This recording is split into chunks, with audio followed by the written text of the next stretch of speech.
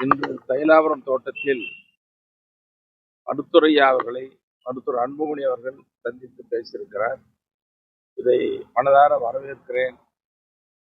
இந்த சந்திப்பு ஒரு நல்ல சந்திப்பு, மகிழ்ச்சியான சந்திப்பாக நான் பார்க்கிறேன். இதை வரவேற்கிறேன். இந்த சந்திப்புல ஒண்ணுக்கு ஒண்ணு குடும்ப உறவுகள், தந்தை மகன் என்ற உறவும் குடும்ப உறவும் மேம்படும். அதோட பாட்டாளி மக்கள் கட்சி தமிழ்நாட்டில் ஒரு வலிமையான சக்தி.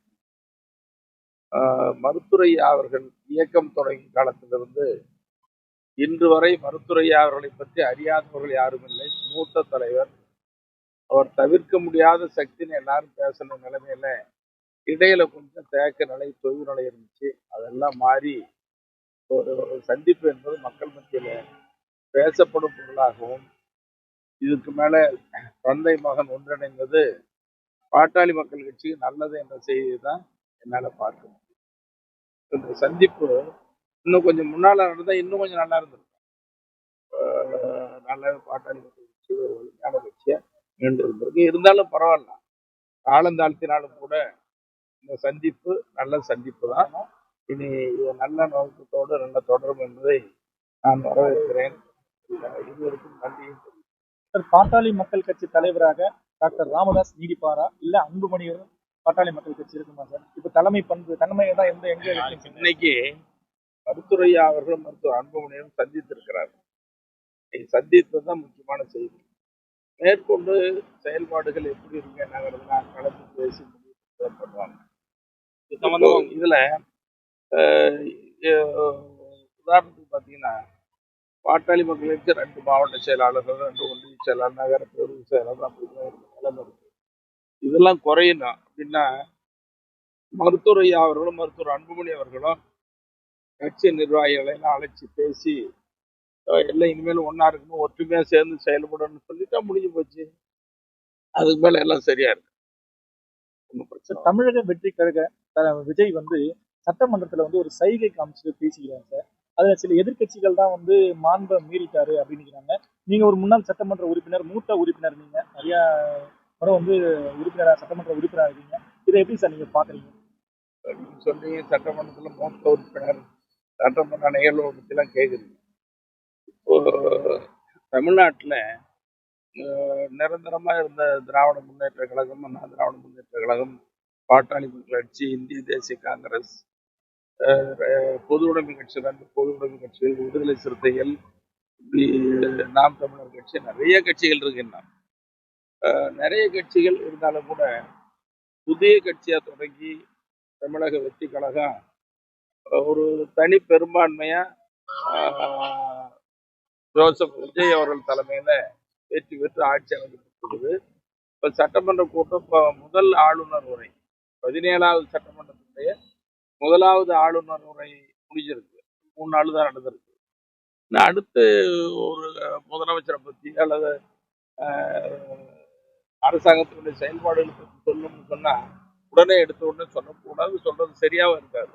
போக போக சொல்ல முடியாது. நான் போகணும், ஒரு 6 மாசம் போனாதான் அவங்க செயல்பாடு. ஒவ்வொருத்தரும் என்ன எதிர்ப்புறமே ஏதாவது கருத்துக்களை சொல்லலாம், அவங்க பத்தி சொல்லிக்கலாமே தவிர ஆட்சியினுடைய நிறை குறைகளை பற்றி சொல்வது குறைந்தபட்சம் ஒரு 6 மாத காலமாவது அவகாசம். இப்போ சட்டமன்றத்துல குட்டி கதை சொன்னார்ல விஜய், அதை எப்படி பாக்குறீங்க? அதாவது குட்டி கதை சொல்லிட்டு ஒரு முன்னாள் முதல்வர் வரை அந்த கையை காட்டி கதையை சொல்ல. இதுக்கு முன்னால கூட நிறைய கதைகள், கலைஞர் இருக்கும்போது நிறைய கதைகள் சொல்லி திடீர்னு சிரிக்க வைப்பாங்க. அதே மாதிரி புரட்சி தலைவர் அம்மையார் அவர்கள் அந்த மாதிரி நிறைய செய்திகள் சொல்லுவாங்க. ஒண்ணு என்னன்னா, யாருடைய மனதையும் புண்படுத்துற மாதிரி நோகிற மாதிரி சொல்றதுங்கிறது அது வருத்தப்படக்கூடிய செய்தியா தான் சார். மின்வெட்டு தமிழகத்துல மின்வெட்டு அதிகமா இருக்குதுன்னு சொல்லி எதிர்கட்சிகள் குற்றச்சாட்டுறாங்க சார். நாட்டு பொது கோடை காலம்னு சொன்னாவே எப்பவுமே தொடர்ந்து மின் தட்டுப்பாடு இருக்கு. அதுக்கு என்ன காரணம்னு சொன்னா, வெயில் அதிகமா இருக்கு, மின்சார பயன்பாடு ரொம்ப அதிகமா இருக்கு. குழந்தைகள்ல பகல் முழுதும் மின்விசிறி ஓடும், குளிரூட்டி வச்சிருந்தா அதுவும் ஓடும், இரவு நேரத்துலயும் ஓடும், தவிர்க்க முடியாத வரும். ஆனா ஒண்ணு என்னன்னா, அரசு முன்னெச்சரிக்கை நடவடிக்கை அதை செய்யணும். கட்டாயம் செஞ்சிருக்கணும். இப்போ கோடை காலத்துல மின் தேவை அதிகமா இருக்கு, அதை ஈடுகட்டும்னு சொன்னா இன்னைக்கு காற்றாலை மின்சாரத்துல இருந்தோ மற்ற இடங்கள்ல இருந்தோ வெளியில இருந்தாலும் மத்திய தொகுப்புல இருந்தா கூடுதல் பயன்பாட்டுக்கு மின்சாரம் வாங்கியிருக்கணும். இனியாவது அரசு அதை செய்யணும். மின் தட்டுப்பாடு இல்லாத மாநிலமா மாத்தணும். இந்த கோடை காலம் மட்டும் இல்லை, நீ வருங்காலத்துல தமிழ்நாட்டினுடைய மின் தேவைகள் அதிகரிச்சுட்டே இருக்குது. அப்ப அதிக மின் தேவை இருக்கிற நேரத்துல மின் உற்பத்தி பெருக்கணும். மின் உற்பத்தி பெருக்கணும்னா தான் நமக்கு கடன் சுமையும் குறையும், தேவையான அளவுக்கு மின்சாரமும் கிடைக்கும். நான் கூட சொல்லிட்டு இருக்கிறது, இப்ப பக்கத்துல பாத்தீங்கன்னா ஒகேனக்கல் இருக்குது. ஒகேனக்கல்ல மின்சாரம் நீர்மின் சக்தி அதிகமா கிடைக்கிறதுக்கு வாய்ப்பு இருக்கு. கூட சட்டமன்றத்துல மேகாதாட் பிரச்சனை பத்தி விவகாரம் பெருசா போயிட்டு இருக்குது. இந்த மேகதாட் பிரச்சனையில அது மேகதாதுன்னு சொல்றது நான் கூட விளங்கி சொல்றேன். சட்டமன்றத்தில் கூட உங்க வீட்டுக்கு சொல்றேன். மேகதாட்டுங்கிறது ஆடுதாண்டுக்கள் அப்படின்னு ஒரு கதை கூட சொன்னது வரலாறு சொன்னேன். எனக்கு தெரியாது அந்த பக்கத்துல. இப்போ மேகதாட்டுல அணை கட்டக்கூடாதுங்கிறதுல தமிழ்நாட்டில் இருக்கிற அத்தனை அரசியல் கட்சிகளும் தமிழ்நாட்டு மக்களும் ஒன்றுபட்டு நம்முடைய உரிமையை காக்கணும். கொஞ்சம் விட்டோம்னா போச்சு. தமிழ்நாடு குடிநீர் பிரச்சனை, விவசாய பிரச்சனை, தொழில் பிரச்சனை, கால்நடைகளுக்கு பிரச்சனை, எல்லா பிரச்சனையும் வந்துடும். ஒண்ணு மேகதாட்டு அணை கட்டாம பாத்துக்கிறது எல்லாருடைய பொறுப்பும் நம்ம மாநில அரசுடைய கடமை.